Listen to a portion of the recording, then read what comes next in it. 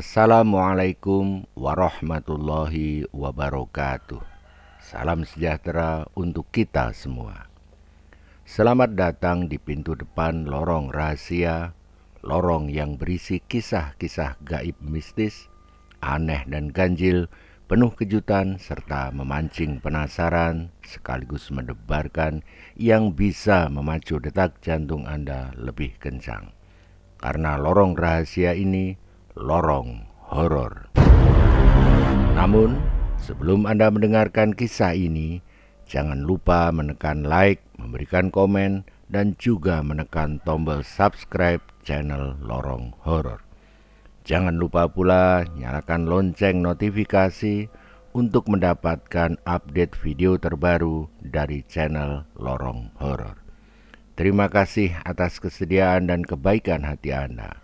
Salam hormat dan selamat mendengarkan kisah mistis berjudul Nyai Sarpa Dana Kitri. Marwan, seorang pemuda berumur 25 tahun, merasa sangat putus asa dalam kehidupannya. Dunia dirasakannya gelap gulita, hanya menyediakan kesedihan, penderitaan, dan juga kesengsaraan semata-mata. Marwan berasal dari keluarga yang sangat miskin. Bapak dan ibunya hanyalah buruh tani dengan upah bayaran rendah. Kehidupan keluarganya yang serba sulit itu menyebabkan Marwan hanya bersekolah hingga bangku kelas 2 SMP. Selanjutnya, ia menjadi buruh tani sebelum akhirnya menjadi pembantu tukang bangunan karena menurutnya upahnya sedikit lebih baik dibanding menjadi buruh tani. Ekonomi keluarga Marwan bertambah buruk 2 tahun belakangan ini setelah kedua orang tuanya sakit terkena penyakit stroke. Bapaknya yang lebih parah sakitnya hanya bisa tergolek di atas ranjang, sementara ibunya masih bisa beraktivitas ringan.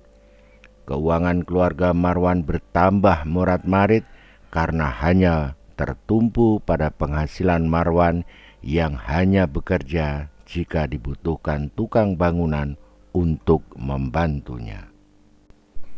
Keadaan keluarganya yang seperti itu membuat semangat hidup Marwan terpuruk jatuh ke lembah paling dasar.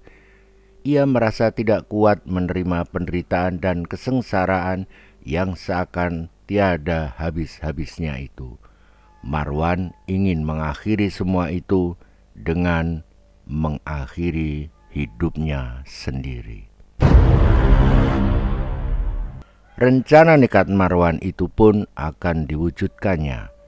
Diam-diam ia meninggalkan rumah sekitar jam 9 malam dan berjalan menuju hutan di belakang bukit berjarak sekitar 10 km dari kediamannya.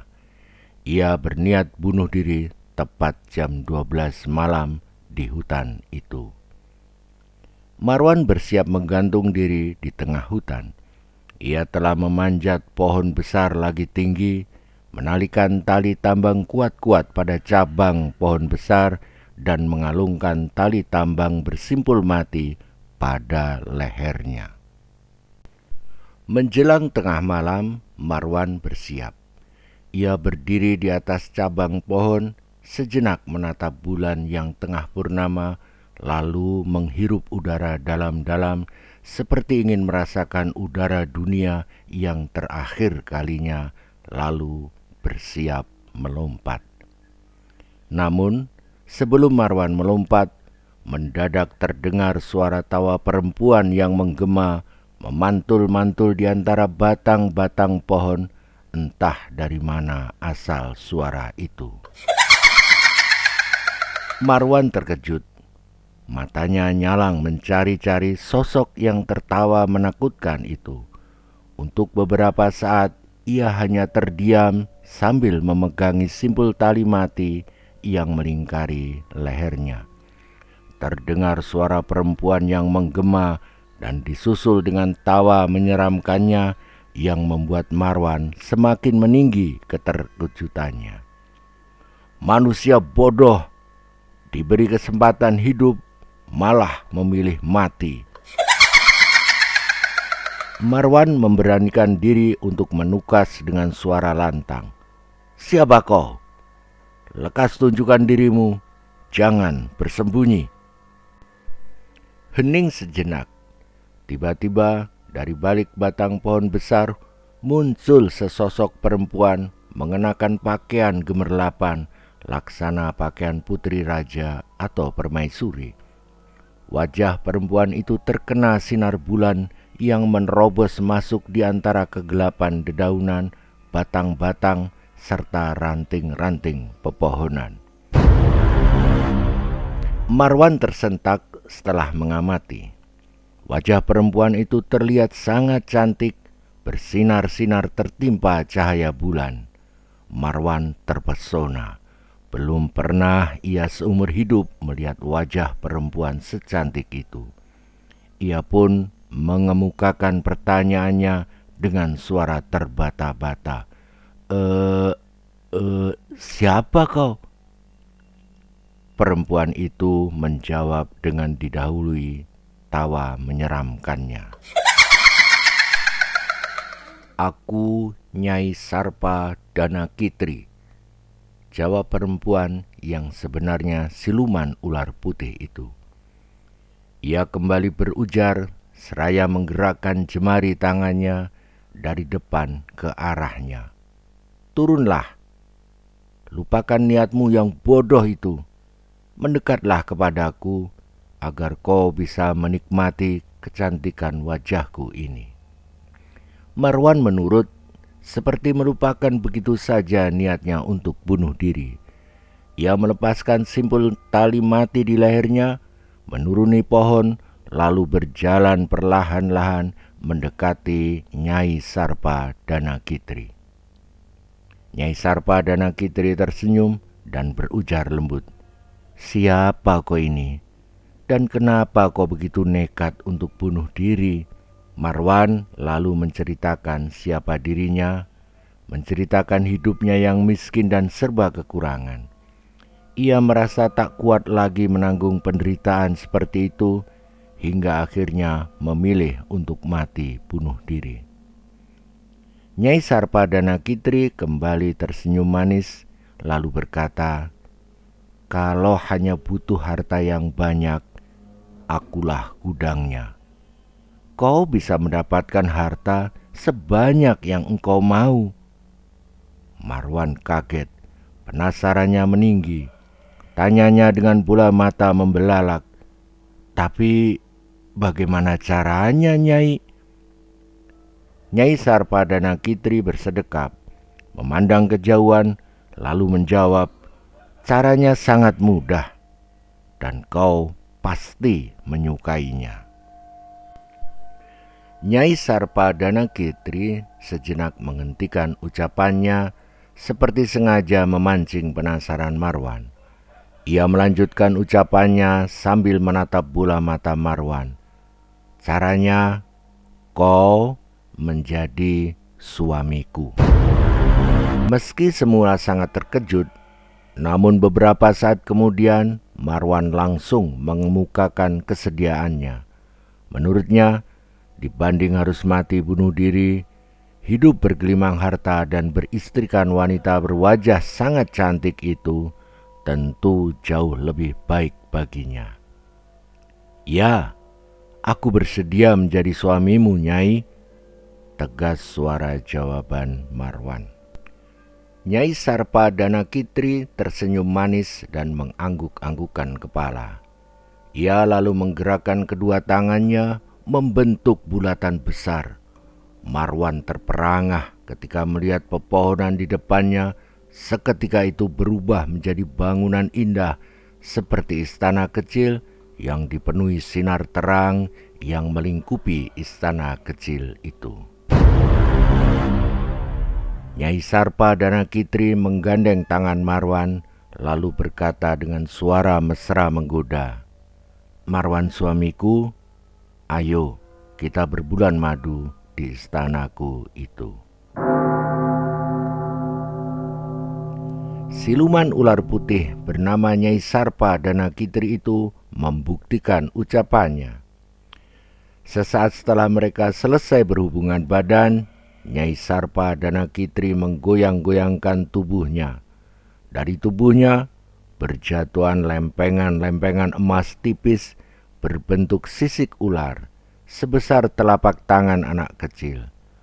Jumlahnya 25 buah sesuai umur Marwan. Nyai Sarpa Danakitri memberikan sisik-sisik emas itu kepada Marwan. Marwan sangat gembira menerima sisik-sisik emas. Tapi sejenak kemudian Marwan sangat keheranan ketika melihat sisik-sisik emas di tangannya itu dengan cepat berubah menjadi daun-daun kering. Marwan yang sangat keheranan bertanya, "Nyai, kenapa emas-emas tadi berubah menjadi daun-daun kering seperti ini?" "Kau jangan khawatir suamiku. Daun-daun kering itu akan kembali menjadi emas sungguhan jika kau menuruti syaratku," jawab Nyai Sarpa Danakitri. Marwan yang penasaran mengejar dengan pertanyaannya, "Apa syaratnya, Nyai?" Nyai Sarpa Danakitri terdiam sejenak seraya menatap bola mata Marwan tajam-tajam, lalu tegas menjawab, "Kau tumbalkan bapakmu untukku." Marwan sangat terkejut. Semula tersirat keengganannya. Namun entah mengapa pikirannya cepat sekali berubah. Menurutnya, kehidupannya yang miskin itu karena kesalahan bapaknya yang gagal mencari dan mendapatkan harta. Apalagi kini bapaknya hanya tergolek tak berdaya yang semakin memperparah ekonomi keluarganya. Kejengkelan Marwan kepada bapaknya mendadak menyeruak, kemudian berubah menjadi kemarahan. Maka dengan iringan anggukan kepalanya, Marwan menjawab tegas, "Ya, aku bersedia menumbalkannya." Nyai Sarpa Danakitri menyambut gembira kesediaan Marwan. Ia meminta Marwan tidak usah memikirkan bagaimana cara menumbalkan bapak kandungnya itu. Yang penting Marwan telah setuju, perjanjian telah terjadi, dan daun-daun kering di tangan Marwan itu akan berubah menjadi sisik-sisik emas sungguhan. Benar janji Nyai Sarpa Danakitri. Seminggu setelah Marwan urung bunuh diri, bapaknya mendadak kejang-kejang. Belum sempat dibawa ke puskesmas, bapak Marwan itu telah menghembuskan nafas terakhirnya.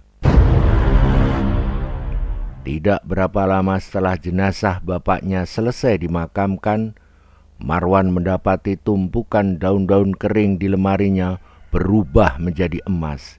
Ia makin gembira ketika emas-emas itu laku dijualnya dan bisa ia gunakan untuk membeli berbagai barang yang ingin ia beli. Bu Ratmi, ibunya Marwan, sangat kaget mendapati kejadian mencengangkan pada diri Marwan. Tanyanya penasaran, "Marwan, dari mana kau dapat uang untuk membeli semua barang itu?" Marwan berbohong ketika menjawab, "Bu, ingat waktu malam Jumat kemarin itu aku pergi malam-malam? Ada bisikan gaib yang kuterima memintaku untuk pergi ke hutan di belakang bukit. Di tempat itu aku menemukan ini." Bu Ratmi terbelalak melihat lempengan-lempengan emas di tangan Marwan.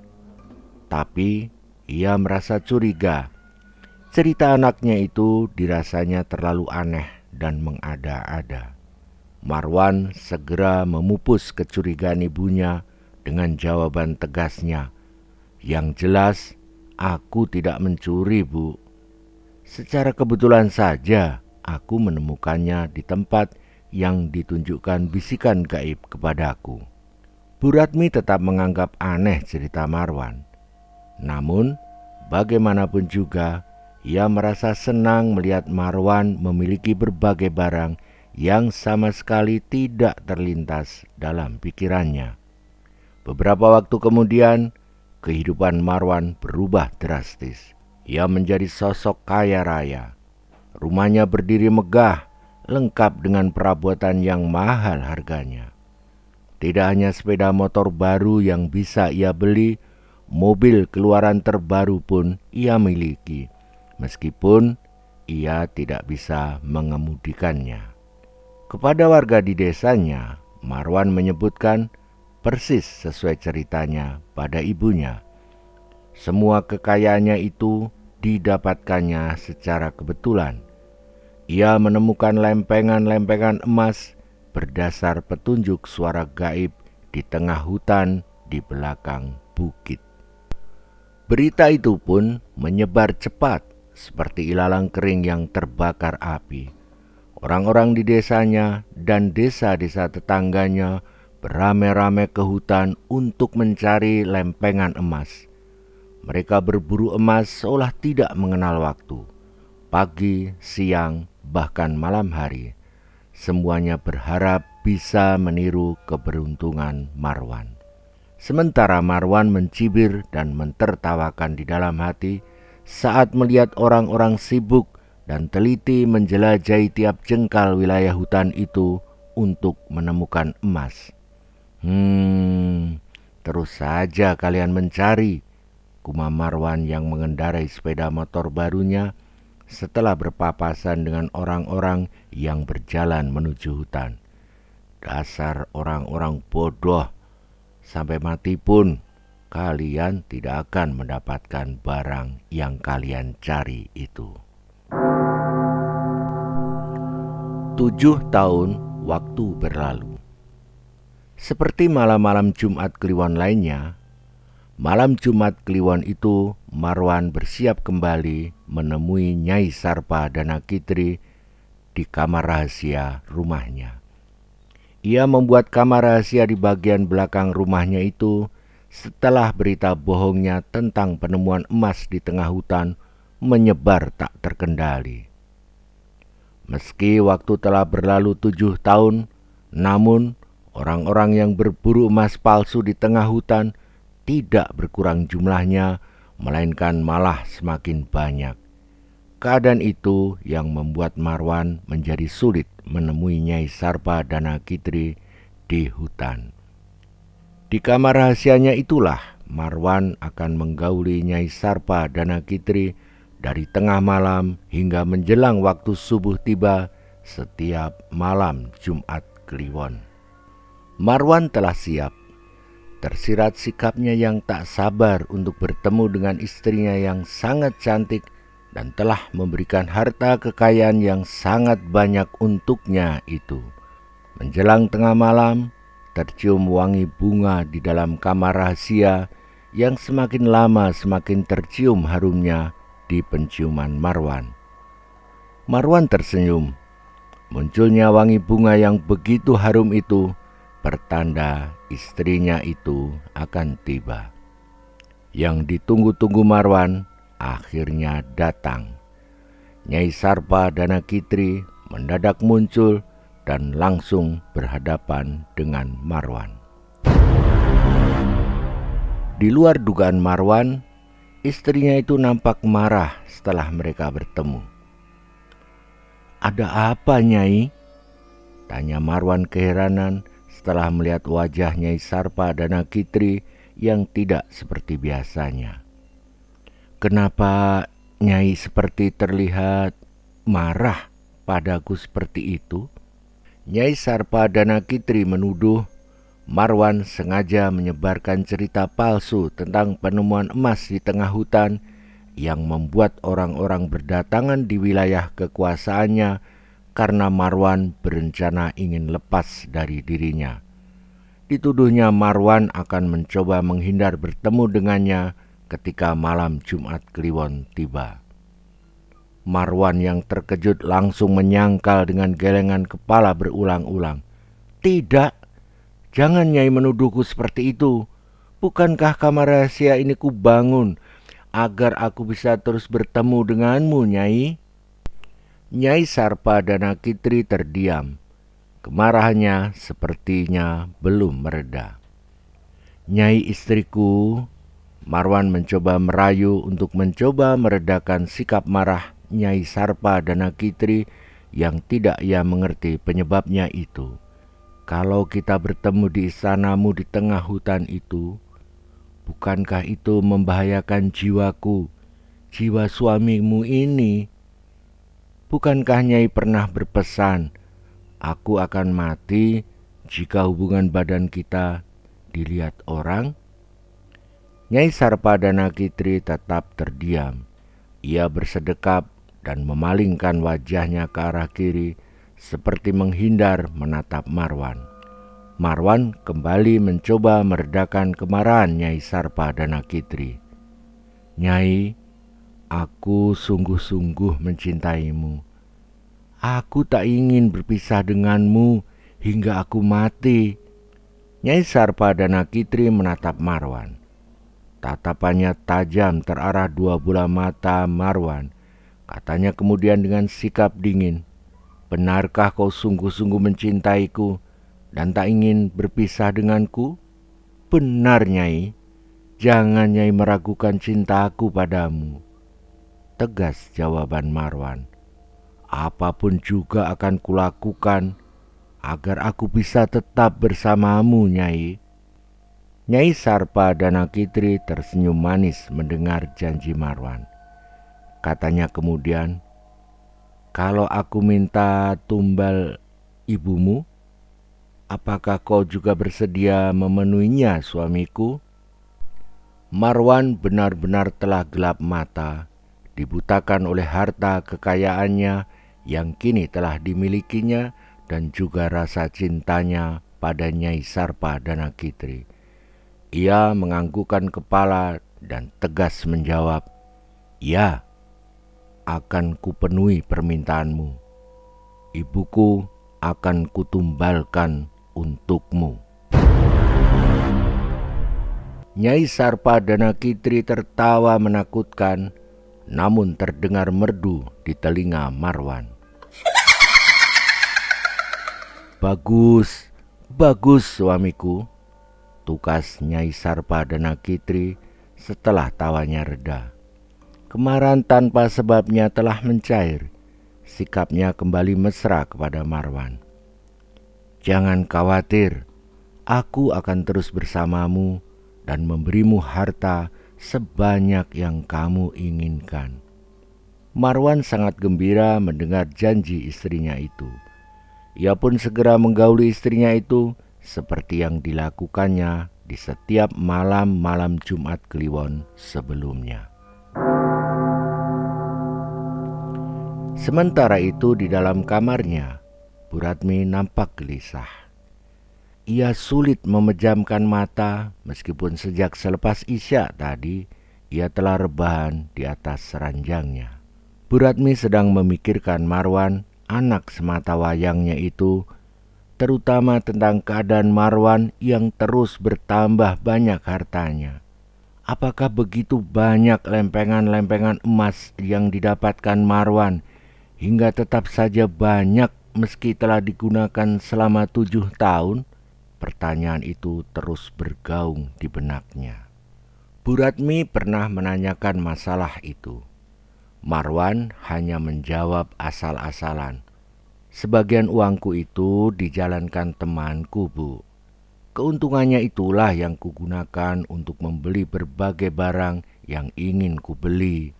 Lagi-lagi naluri Bu Ratmi menyebutkan Marwan berdusta. Ia tidak pernah melihat orang yang menjadi teman Marwan yang menjalankan uang Marwan. Uangmu itu dijalankan untuk usaha apa, Marwan? Tanya Bu Ratmi selanjutnya. Marwan terlihat gugup dan bingung, seperti tak menyangka ibunya mengejar dengan pertanyaan seperti itu. Ia menjawab dengan suara terbata-bata, untuk usaha, untuk jual beli, Bu. Bu Ratmi kembali mengejar. Jual beli apa? Pertanyaan sederhana itu membuat Marwan gelagapan. Ia akhirnya menjawab, jual beli tanah, rumah, apa saja. Pokoknya yang bisa dijual dan dibeli, Bu. Sudahlah, Bu. Aku akan menghubungi teman usahaku dulu. Marwan sengaja menghindar. Bu Ratmi makin menguat firasatnya jika anaknya itu sengaja berdusta dan menyembunyikan suatu rahasia. Tapi rahasia apa? Mendadak Bu Ratmi teringat pada mendiang suaminya. Ia sangat mengingat setelah pemakaman suaminya itu selesai, Marwan menunjukkan lempengan-lempengan emas yang ditemukannya di hutan. Apakah itu hanya kebetulan atau memang berhubungan? Atau jangan-jangan itulah rahasia yang sengaja rapat-rapat disembunyikan Marwan. Bu Ratmi menggeleng-gelengkan kepala. Ia merasakan matanya basah. Bu Ratmi menangis. Ia mendongak menatap langit-langit kamarnya. Sejenak kemudian bibirnya berkomat kamit berdoa. Duh Gusti Allah, berikanlah hidayahmu untuk hamba dan anak hamba, agar kami tidak tersesat dari jalanmu yang lurus. Duh Gusti Allah, kabulkanlah doa hambamu ini. Bu Ratmi masih menatap langit-langit kamarnya ketika telinganya mendengar suara tawa perempuan terdengar menyeramkan dari dalam rumah kediamannya. Bu Ratmi terkejut. Ia lalu bangkit dengan agak susah payah karena penyakit stroke yang masih diidapnya. Meski dengan langkah kaki perlahan-lahan dan beberapa kali harus terpaksa berhenti, Bu Ratmi mencari sumber suara tawa menyeramkan yang didengarnya tadi. Suara tawa menyeramkan itu kembali terdengar. Bu Ratmi bukannya takut, malah semakin tertantang untuk mencari. Firasatnya semakin kuat. Suara tawa perempuan menyeramkan itu ada hubungannya dengan kekayaan Marwan yang terus saja bertambah. Bu Ratmi berjalan perlahan-lahan menuju sumber suara tawa menyeramkan yang diperkirakannya berasal dari kamar belakang. Sejak kamar itu dibangun hingga waktu itu, Bu Ratmi hanya pernah sekali masuk ke dalamnya. Isi kamar itu biasa saja, tidak ada yang mencurigakan. Di dalamnya hanya terdapat ranjang besar dan sebuah almari kayu jati. Satu hal yang membuat Bu Ratmi heran, kenapa Marwan harus membangun satu kamar lagi, sementara Marwan sudah memiliki kamar pribadi yang besar dan dilengkapi aneka perabotan seperti televisi berlayar 50 inch, serta kulkas 2 pintu yang besar di dalamnya. Untuk apa Marwan membangun kamar belakang yang kini perlahan-lahan ia datangi itu? Bu Ratmi benar-benar penasaran. Bu Ratmi tiba di depan kamar. Ia memegang handle pintu kamar. Ternyata pintu kamar tidak terkunci. Bu Ratmi mendorong dan pemandangan yang sangat mengejutkan, menakutkan, sekaligus menjijikkan tersaji di depannya. Bu Ratmi langsung berteriak kuat-kuat, "Marwan, apa yang kau lakukan?" Belum juga Bu Ratmi mendengar jawaban Marwan, ia sudah tidak kuat. Keterkejutannya begitu luar biasa, membuat jantungnya berdebar-debar sangat kuat, hingga kedua kakinya goyah, tak mampu menyangga berat tubuhnya. Bu Ratmi langsung jatuh terjengkang ke belakang, bagian belakang kepalanya telak menghantam dinding. Jantung Bu Ratmi berhenti berdetak tak berapa lama setelah ia terjatuh ke atas lantai. Sementara Marwan tidak kalah terkejutnya dibandingkan ibunya. Teriakan ibunya seperti menyadarkan dirinya sepenuhnya dan membuat ketakutan serta perasaan jijiknya seketika meninggi setelah mengetahui dirinya dan pasangannya itu di atas ranjang. Pasangannya bukan Nyai Sarpadana Kitri yang sangat cantik wajahnya, melainkan seekor ular putih besar. Marwan berusaha menghindar dengan melompat. Namun gerakan menghindarnya masih terlalu lamban untuk mengimbangi gesitnya ular putih besar jelmaan Nyai Sarpadana Kitri. Dalam hitungan detik, ular putih besar itu telah kuat-kuat membelit tubuh Marwan.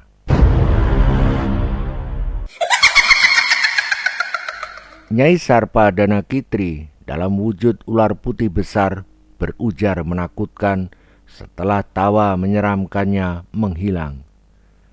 Kematianmu datang, Marwan, seperti yang pernah kusebutkan. Marwan ingin berujar, namun belitan ular putih besar itu begitu kuat, termasuk membelit lehernya hingga tak sepatah kata pun yang keluar dari mulutnya. Tidak juga ucapan mengaduhnya akibat belitan ular putih yang begitu menyakitkan, serasa mematahkan dan meremukkan tulang-tulang tubuhnya. Hanya bola matanya yang membelalak besar-besar yang menyiratkan kesakitan dan ketakutannya. Ular putih besar jelmaan Nyai Sarpadana Kitri kembali berkata, "Kau nampak begitu takut padaku, Marwan. Bukankah belum kering ludahmu saat kau sebutkan kau tak ingin berpisah denganku hingga kau mati? Kini ku penuhi permintaanmu itu, Marwan."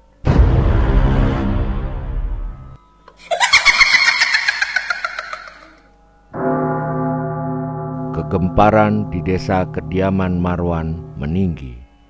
Warga desa, terutama kaum lelaki, berlarian sambil membawa aneka peralatan yang dibutuhkan untuk memadamkan api yang tiba-tiba berkobar-kobar membakar rumah megah milik Marwan.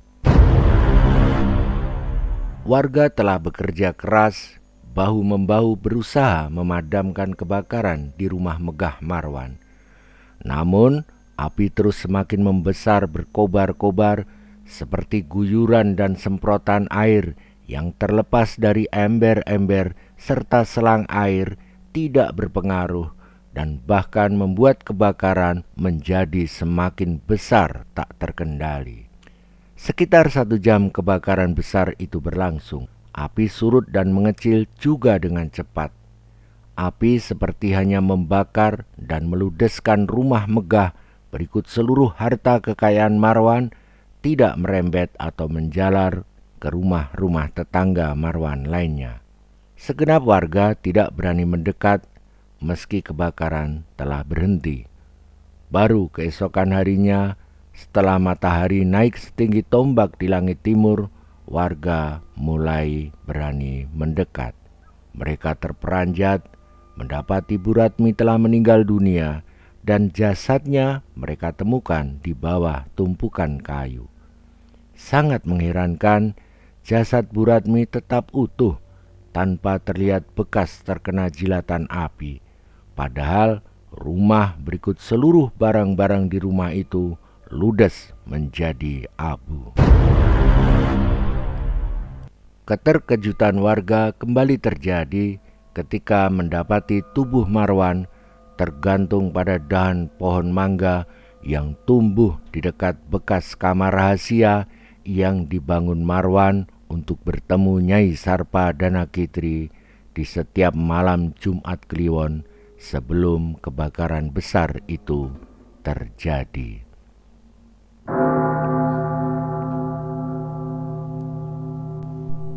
Terima kasih telah mendengarkan kisah ini. Semoga Anda sekalian dikaruniai kesehatan dan kebahagiaan yang berlimpah, serta keberkahan dalam kehidupan Anda sekalian. Allahumma amin. Terima kasih. Salam horor, salam lorong horor.